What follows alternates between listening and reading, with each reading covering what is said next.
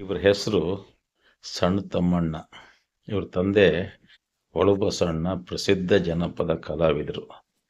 ನಮ್ಮ ಶ್ರೀ ವರಸಿದ್ಧಿ ವಿನಾಯಕ ಸ್ವಾಮಿ ದೇವಾಲಯದ ಪ್ರತಿ ವರ್ಷ ರಥ ತಯಾರಿ ಮಾಡಿಕೊಡೋರು ಇವರೇ.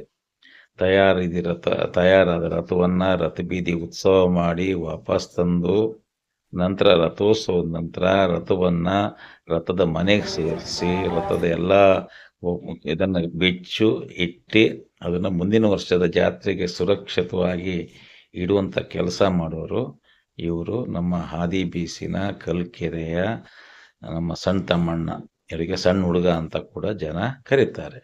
ಇವರು ಗಂಡ ಹೆಂಡತಿ ಮಕ್ಕಳು ಸೊಸೆದಿರು ಎಲ್ಲರೂ ಸೇರಿ ದೇವಸ್ಥಾನದ ಸೇವೆಯನ್ನ ಕಳೆದ 19 ವರ್ಷಗಳಿಂದ ನಿರಂತರವಾಗಿ ಮಾಡ್ಕೊಂಡು ಬರ್ತಾ ಇದ್ದಾರೆ.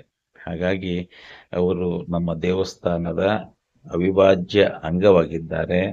ದೇವಸ್ಥಾನದ ನಿರಂತರ ಸೇವೆಯಲ್ಲಿ ಅವರು ನಿರತರಾಗಿದ್ದಾರೆ.